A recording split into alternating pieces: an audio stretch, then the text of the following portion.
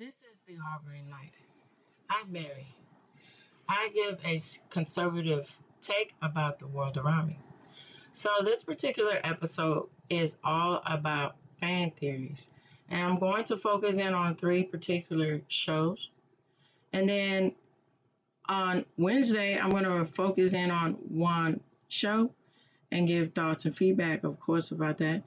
And this is another layer to add on to the aspect of folklore or urban legends in the month of July. All right, so let's get into this.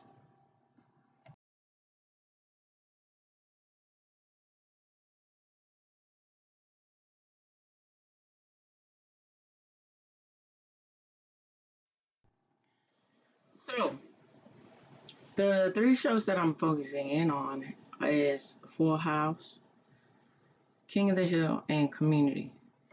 Now, I find it quite interesting with the aspect of this.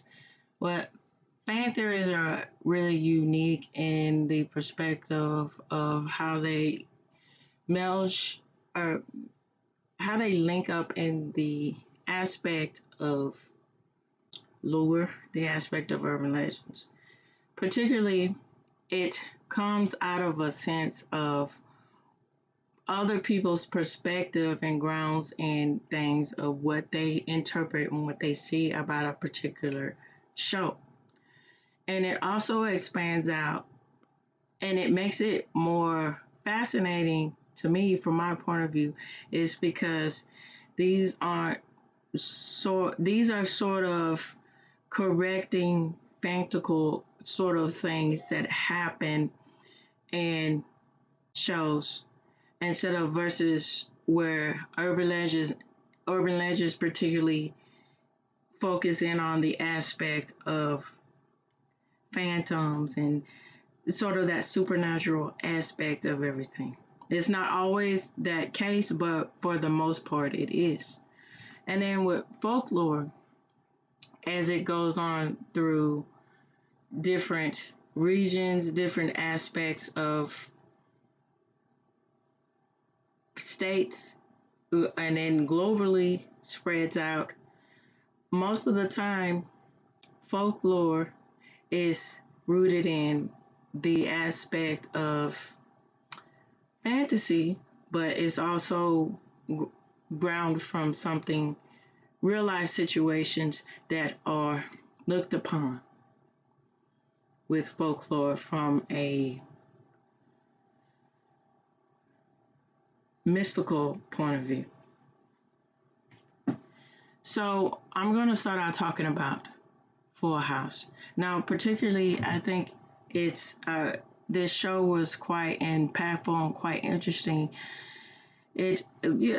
Along the aspect of all the different shows that were going on in the late 80s onto the 90s and so forth, with that typical aspect, which was really nice to see, of families coming together and dealing with things and crisis and all kinds of aspects and coming of age and all of these things, all of the families coming together trying to figure it out. Now, particularly it started in the 80s when you see the aspect of different families, particularly from one example, Webster, that wasn't a typical run-of-the-mill family. This child is brought in through a tragic event of his parents dying, and I was thinking ahead. I'm thinking about the mother, the adopted, for lack of the better term, the caretaker, taking on the mother world role, and then the father, and how they're proving that this, and then Different Strokes did this, and then, of course, Webster followed along, proving the aspect that your race doesn't define your ability to parent a child that's a different race from you, that is different from you. And so going into Full House, it's unique in the aspect of their men doing everything that they need to do to take care of these three girls. And it's quite interesting how each man takes on the different sort of parental role. So you have Danny, he's the father, and he is, manly, of course, but not in the broader sense of stereotypical manly. He still has a domestic being about him. He takes pride in cleaning. He takes pride in, for the aspect of cooking, these sort of things. And then you get into the different roles that the uncles play. So, for instance, Joey, he takes on the juvenile sort of youthful perspective about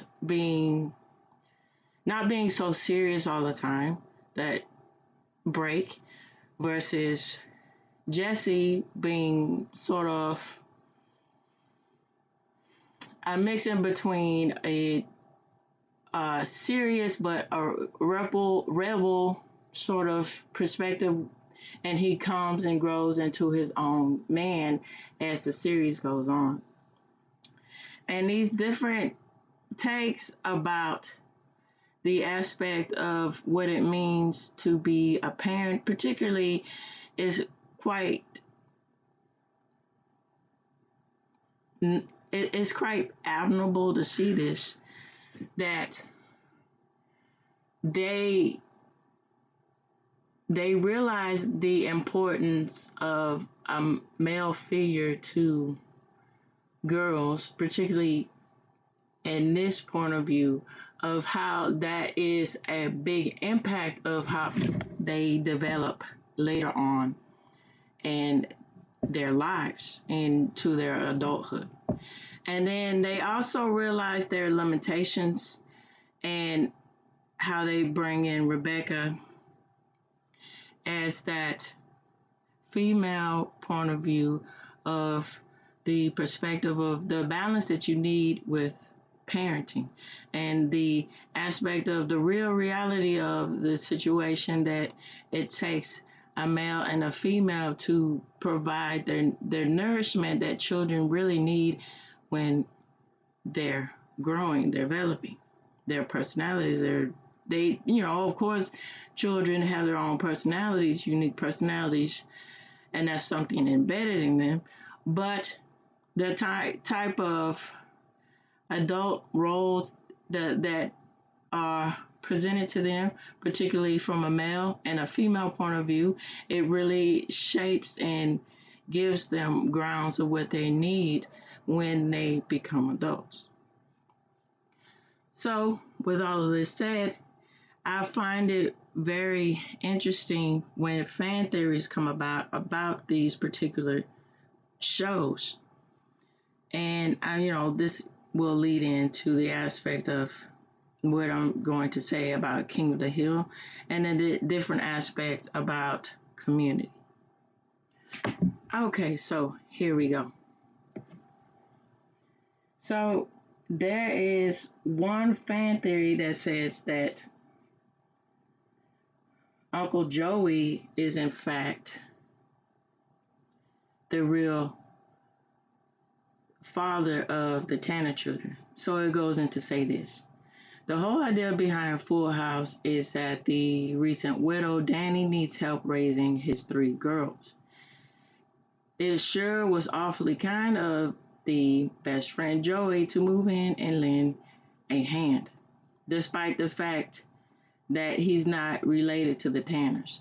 Yes, and then not. I'm glad I read this because it helps clear up that yes, they were friends, right? But the Jesse was actually in bloodline because Danny was married to his sister.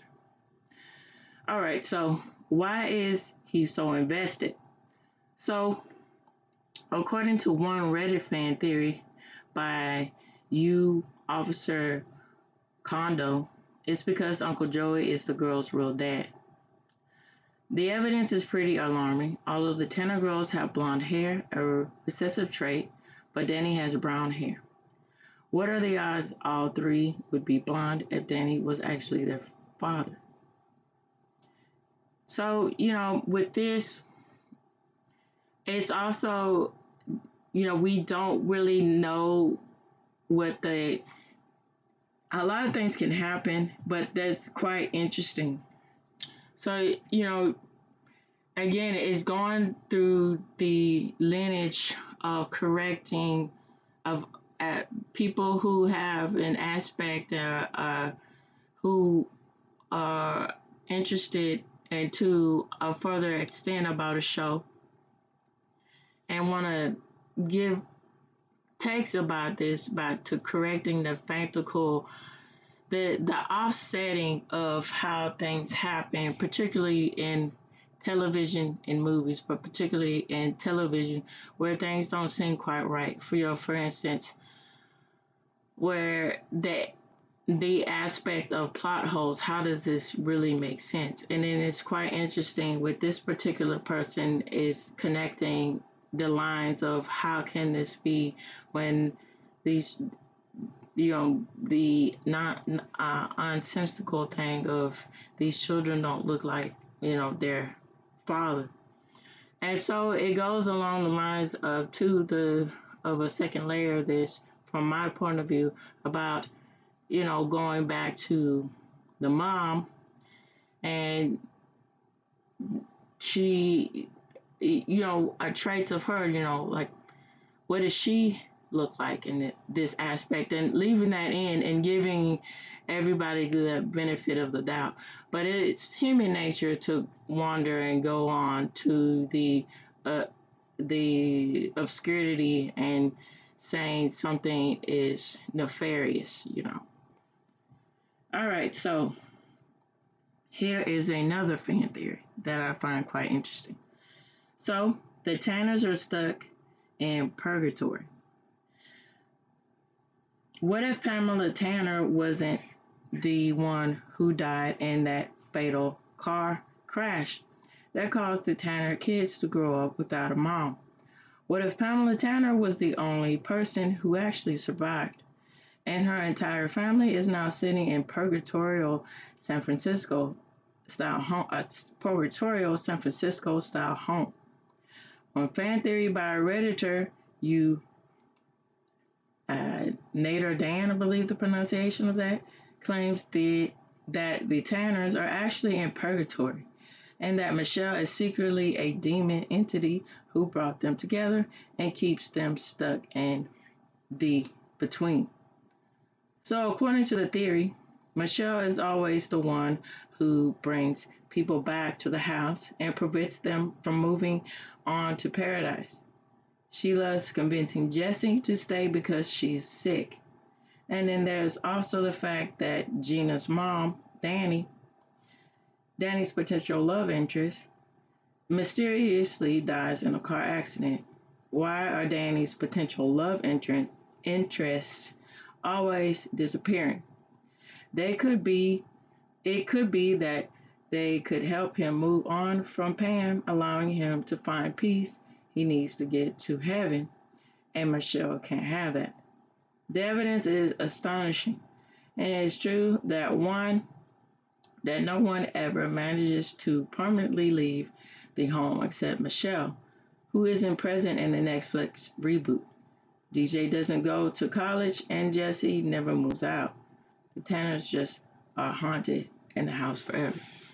Now, okay, so, again, with the aspect of tying in this. And then to add on to that, in actuality, with the Olsen twins declining, and it was a whole thing about that, being appreciative, the aspect of being appreciative of where you came from and what helped you gain your success. They backed out. They declined more so along to saying that instead of backing out because they're so busy with their high fashion line, the Row, and that was the reason for it. But a lot of people theorized behind that to say that they thought they were above the show, and then that was the reason why they didn't want to show or be a part of the series. And then another thing is, stripping themselves away from the aspect of what they were as child stars and not wanted to be reminded of that too, because they did speak candidly about that, of how that took a toll on them mentally, of being child stars, and so in the aspect of all of that. All right, so I am going to go on to this. So Full House, Boy Meets World, and Sabrina the Teenage Witch all exist in the same universe. And I think it's quite interesting to also see that the crossover with Family Matters getting into the aspect of that too, and with Urkel being in one episode, it was probably from the reality point of view of how these are all in the lines of the TGIF lineup, and they're going to do a funny comedic take of, hey, look at us, we're all in this lineup, so wouldn't it be interesting if we all cross paths in each other's shows, sort of that breaking the fourth wall sort of thing from my point of view. But it's very interesting to see and to listen to the fan theory about this. One fan theory alleges that the programs of the TGIF lineup more or less exist in the same universe. It all starts with the widely popular Family Matters, which was a spinoff of Perfect Strangers. Family Matters has a crossover with Full House when Steve Urkel appears on the San Francisco-based show. Family Matters also has a crossover with the ABC show Step by Step. Urkel accidentally shoots himself right into Step by Step with a jetpack. Step by Step has a minor crossover with Boy Meets World when Topanga meets Dana at Disney World. Boy Meets World then has a crossover episode with Sabrina the Teenage Witch. If you make your way back through all of the crossovers, Full House exists in the same universe as Sabrina, which means magic is totally possible and nothing makes any sense anymore. Alright, so there is a fan theory that says that Michelle doesn't actually exist. Michelle is notably absent from the Netflix reboot Fuller House, though most of us know it's because the Olsen twins have been retired from showbiz. A large swath of the internet believes that because Michelle never existed. The theory goes to say that Danny invented an imaginary daughter to deal with the grief of him experiencing the aspect of him experiencing and trying to cope with the loss of his wife. The YouTube channel, let me start over again. I'm getting tongue-tied here, guys. Okay, so one more time. The YouTube channel Full House without Michelle has made numerous of videos with the youngest Tanner. It is edited out to prove that point. Michelle in the scenes is clear that Danny is having an emotional crisis, but it isn't clear why his family and friends reinforce the idea of his imaginary friend.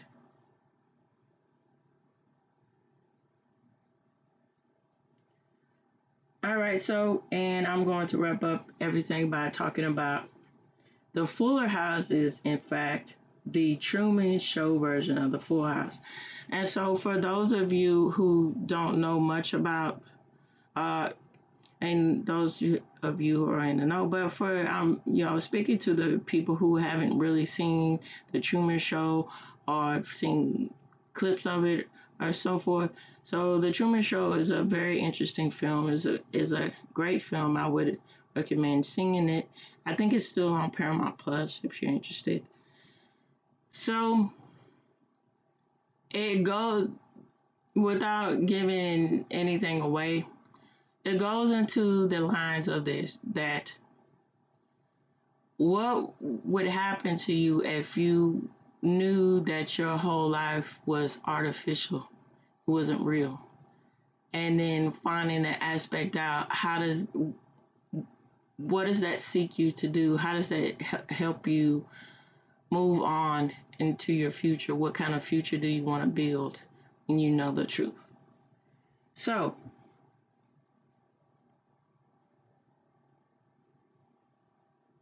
here we go. Fuller House Network's Full House spinoff reboot gets pretty meta.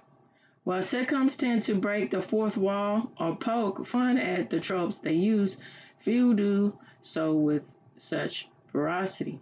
According to a fan theory, this is because the Fuller House is basically the Truman Show. The evidence starts with Uncle Jesse, who, played by John Stamos. Uncle Jesse mentions his work on General Hospital. In real life, Stamos was a series regular. The gang also referenced the Olsen twins' booming fashion empire, which does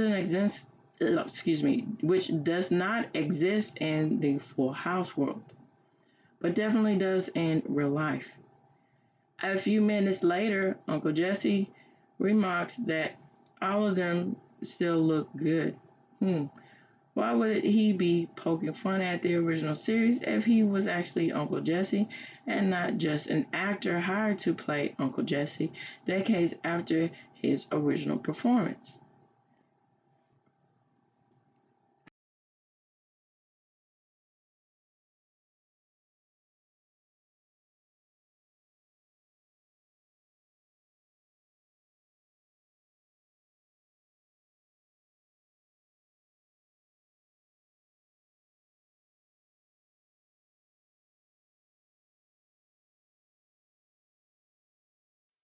All right, so here we go. I am talking about in this segment of King of the Hill.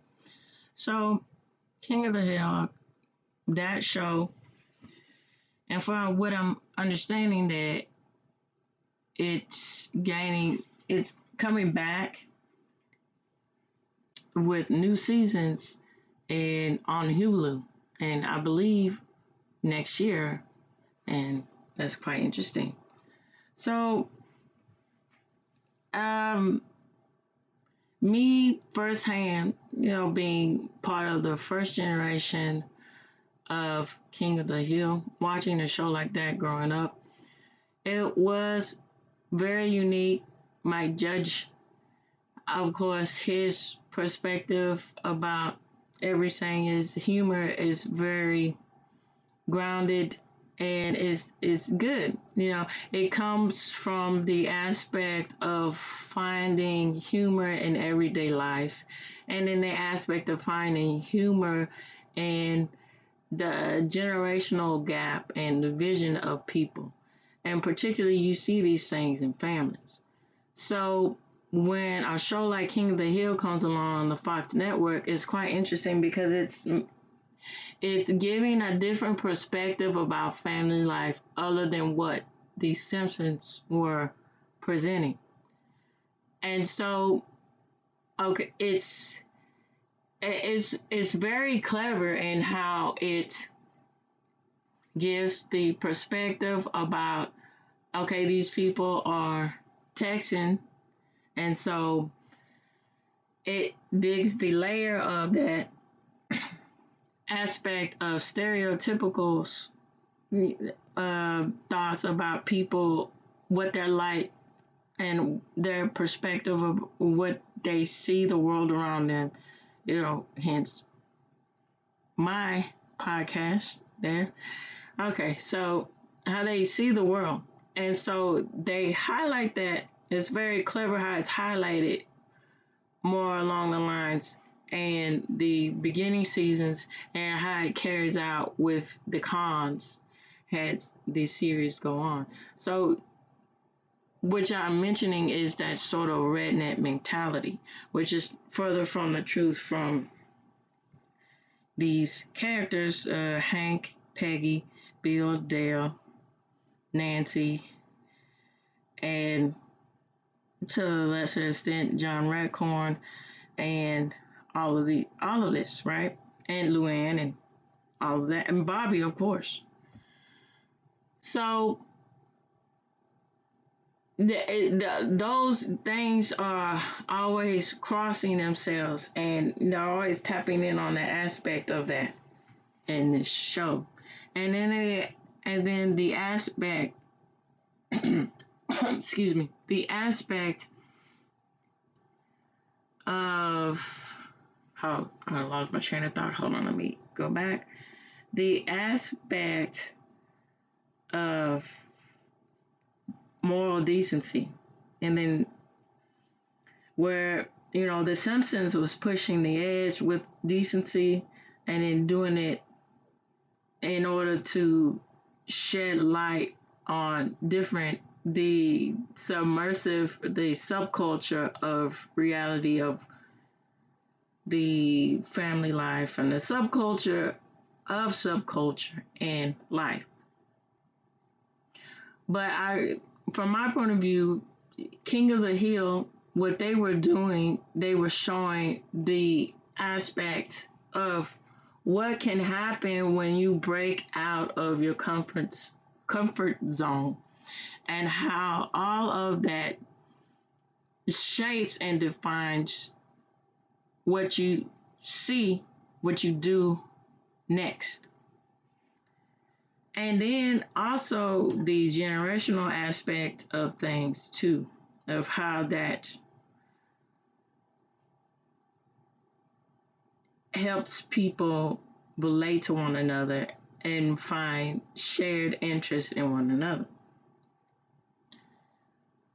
So with all this said, let's get into particular fan theories that I find quite interesting.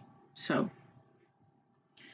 this fan theory is that Peggy suffered a serious brain injury, which is the reason why it explains her narcissistic personality disorder. And before I start talking about this fan theory, so in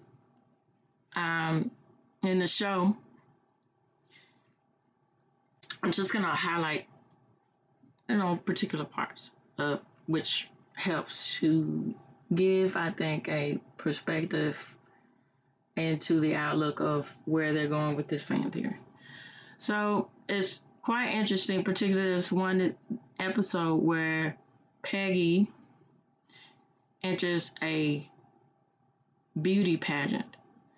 And now Peggy is a person that is not classically beautiful to where it grants her, the reasons or the aspect of her feeling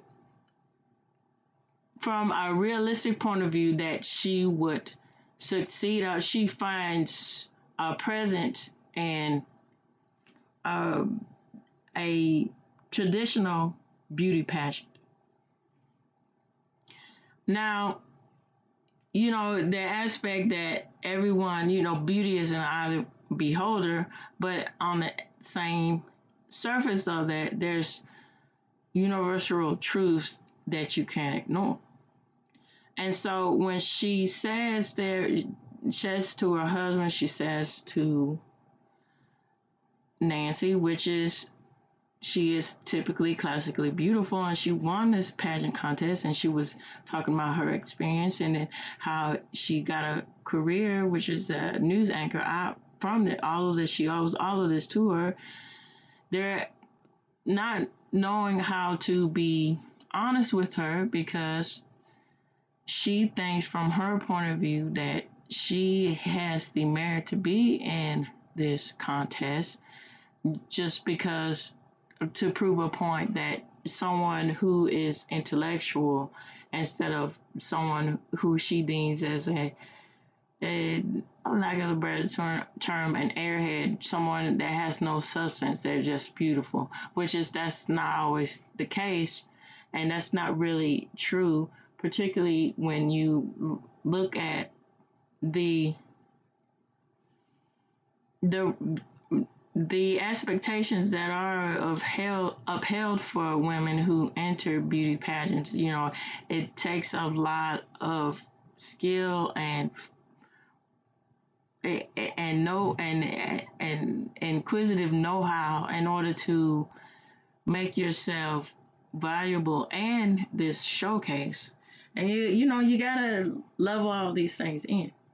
So the other point that I want to mention in this one episode is that you see there's an ever-running joke in King of the Hill, Peggy proclaiming that she's very proficient in Spanish, which is not really the case.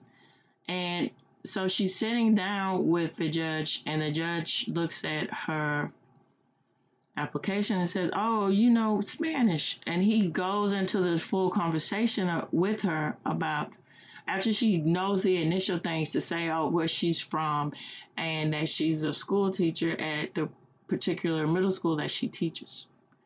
And so when he asks her a real question, she can't really answer, and that's quite interesting. So here we go. It says, sometimes a new perspective comes along that completely changes how you view a show.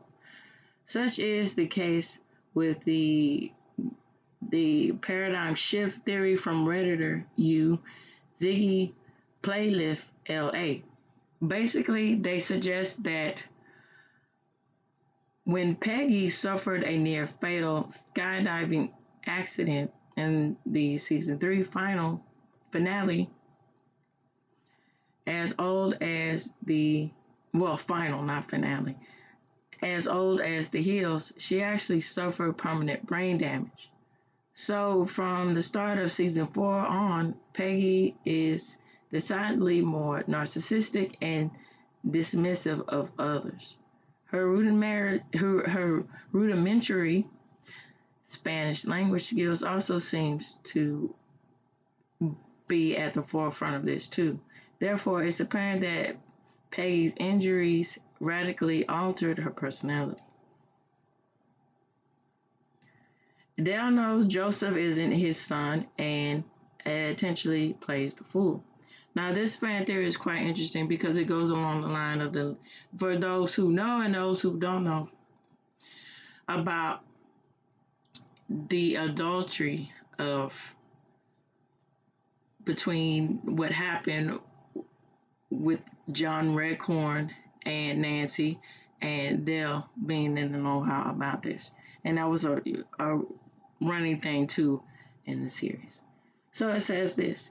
There's a running joke on King of the Hill that Nancy Gribble, Dale's wife, has a long-running affair with John Redcorn.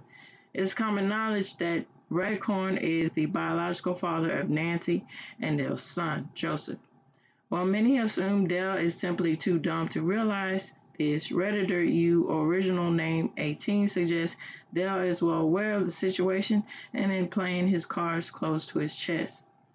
While Dale might not be the sharpest tool, he caught on immediately to what was going on. The man is beyond paranoid to the point where he thinks the government and aliens are keeping tabs on him.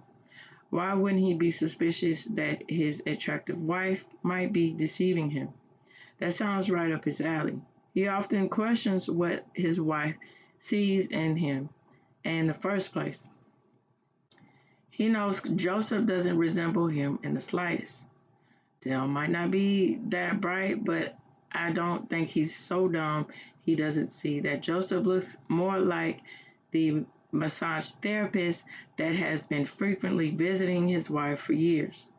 He has a spiritual hallucination where he was lying in bed with his wife, but she had the head of a mantis and decapitated him, representing this revelation. Honestly, I think he knew right from the beginning. So if Dale knew this, why didn't he do anything about it? Because he has a perfect life and he doesn't want to jeopardize it. He is a great father and loves Joseph sincerely. His wife pays a majority of his finances so he can have his own business. He lives close to his best friends and doesn't want to relocate. He's practically the witness first of and hand. Let me try that again. He practically witnessed firsthand how Bill's divorce completely destroyed him and doesn't want to share a similar fate. Dale also loves taunting Redcorn with his relationship with Joseph, knowing all too well that Redcorn wants to be in his son's life. Also, I don't think that Dale was the type of guy who was ever good with women and would rather be in a bad marriage than no relationship at all. And it goes on to say that Dale often jokes to his friends about how Joseph is an alien or creates other bizarre stories to see his friends' reactions. He's disappointed that they know and refuse to tell him, but he knows he cannot call them out on it. Better play the fool than the broken loser. This also explains why he hates Peggy Hill so much, besides the fact that she's, from what I'm quoting for what this particular Reddit person is saying, it's annoying. Peggy was literally the last person to find out about the affair and came close to telling him. There must have been like, finally someone's actually decent enough to tell me the truth. But then Peggy quickly changed her mind, and Dale is pissed because, unlike the others who decided in group what not to do, Peggy was alone and could have been the only one in the neighborhood to shine some light.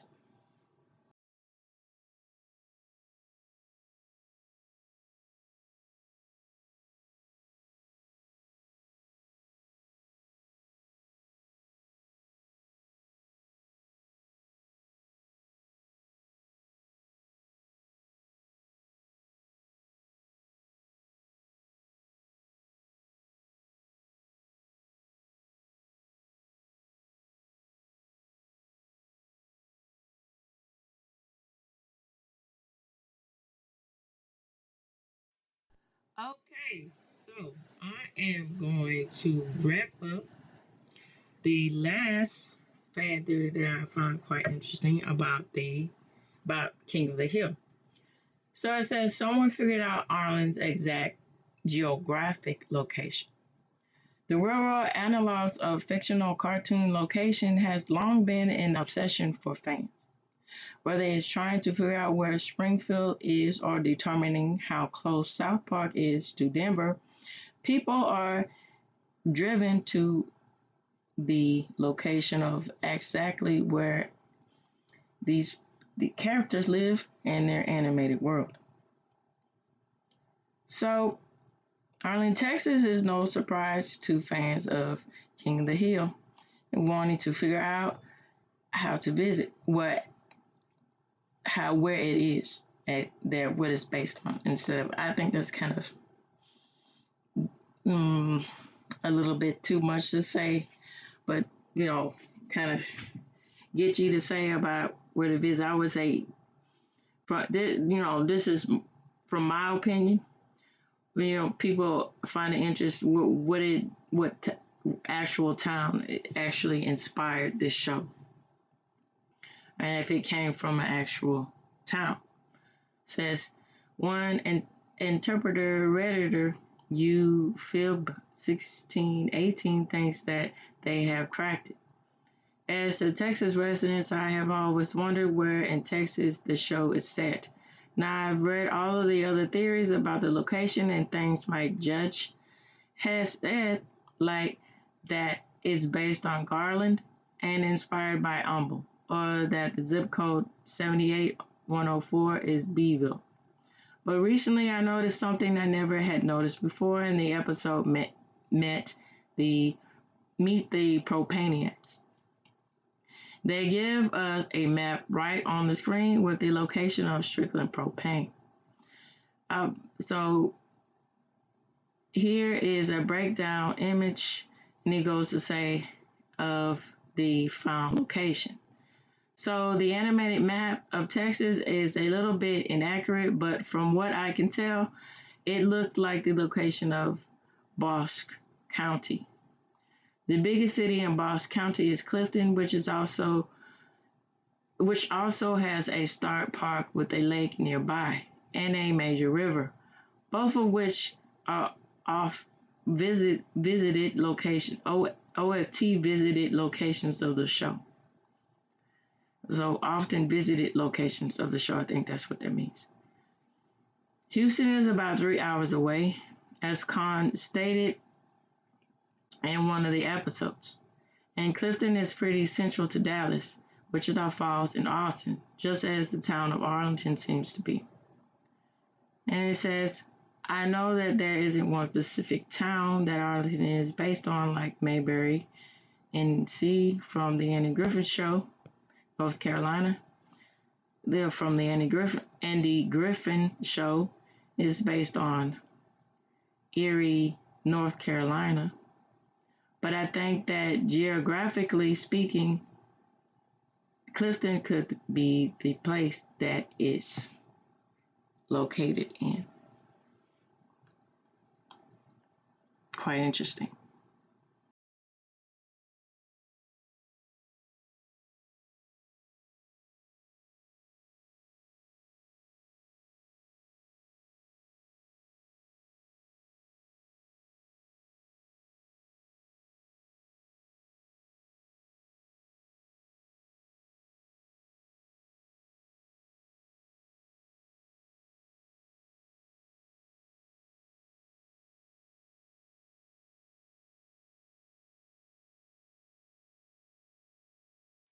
All right, so the final show that I'm wrapping everything up with is Community. Now, following the show Community, it was really interesting. A unique take about the aspect of the type of people are who enroll in community college, and all of the taking a different spin on the different tropes of it. So, for instance, people who are adults coming to level up their skills, so to speak, to find a different career path or so, or they feel stagnant in their career, they come to community college for those aspects. And it's particularly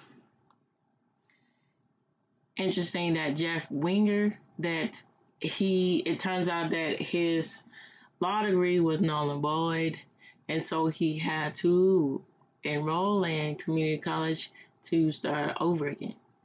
And then Britta being so to speak, the aspect of arrested development, not really knowing, but trying to find their path, and Abed, the aspect of a generational gap of the younger crowd going in into doing what his family wants him to do versus what he wants to do with his own life from a artistic point of view, and all of that notion particularly with Indian families and Asian families, and that typical aspect of wanting them to overlook their own abilities outside of what is successful to do. Those sort of stereotypes.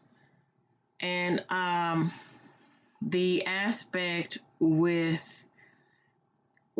Annie and with Troy, with them being the younger generation going there because they're coming straight out of high school, and the next thing to do is to go to college and figuring everything out, all of that out.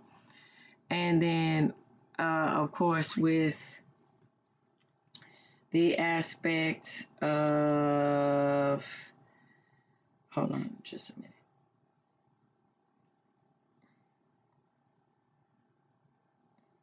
With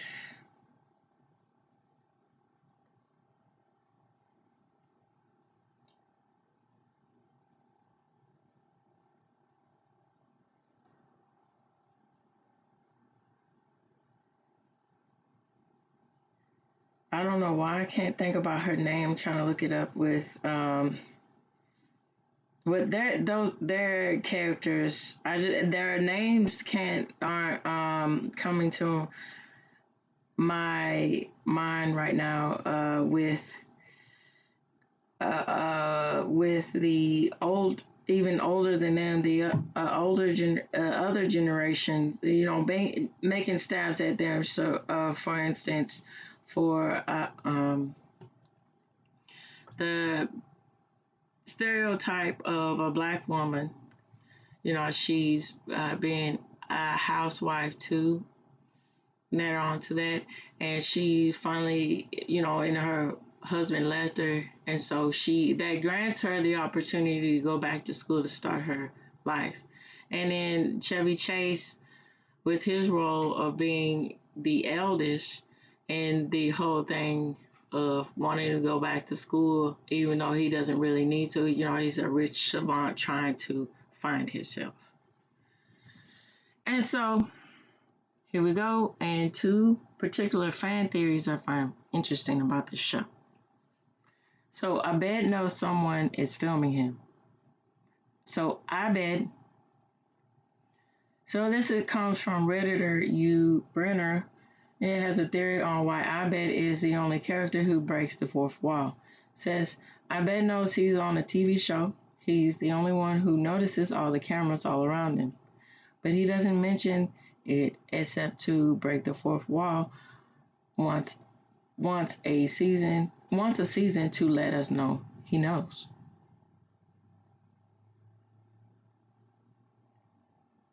All right, so Duncan is actually a great psychologist. He's just a broken person. So this one, it says with Redditor, you awesomeness 0232 believes Professor Duncan is generally a great psychologist. Unfortunately, Duncan runs in the show and is pretty limited, and after he disappears in season 3, he never really goes back to any therapy-related plot threads that I can find or remember. However, the few times that he's asked to set up as a therapist, he is able to pretty consistently diagnose his patients accurately. Perhaps his sad emotional state has led him to his alcoholism. Or perhaps it's the other way around, but this Reddit person, I'm asserting that if not only his lonely and depressive state, Professor Duncan would be a very successful therapist, as he clearly has a brilliant mind for psychology. So this one says the fans are the 8th members of the study group. All right, so it says, Redditor U Bridgeton theorized the empty seat at the study group table remains empty intentionally for the viewer to make them feel like a part of the group. He provided alternative theories about the extra chair being meant for just ego or to simply accommodate the occasional guest. Redditor U Alficon piggybacked on this idea by pointing out how marketing companies leave an empty place at the dining table and advertisements to make customers feel welcome.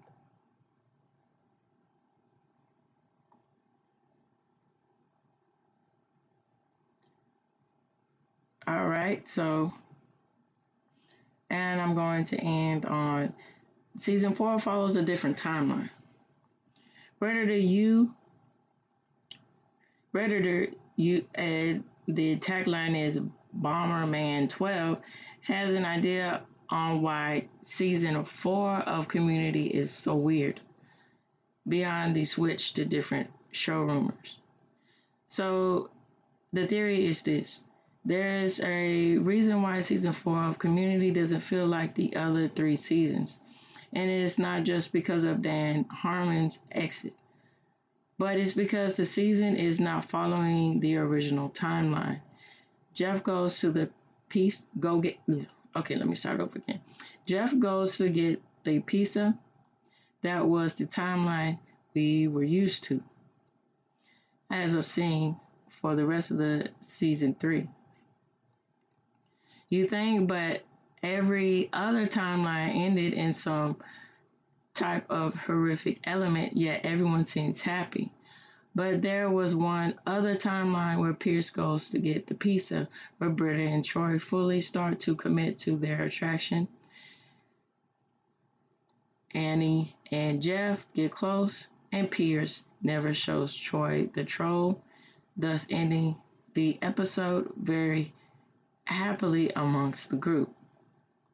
This is also the first timeline to show that these characters can be able to grow outside the surrounding area of the college. And it has been hinted in the past that timelines can cross into the main timeline before season 3. It's saw with normal Abed, which defeated evil Abed thanks to a speech of Jeff's. All right, so what do you guys all think about this? And then it'll be very interesting to know. You can either reach me through email, Substack, or Locals and Twitter. It'd be greatly appreciated. And on Wednesday, I'm going to focus in on one particular episode, and that episode that I'm going to focus in on is Parks and Recreation. All right, so this is the end of the Hovering Light. Tune in, turn up, and definitely take care. And also, feedback is greatly important.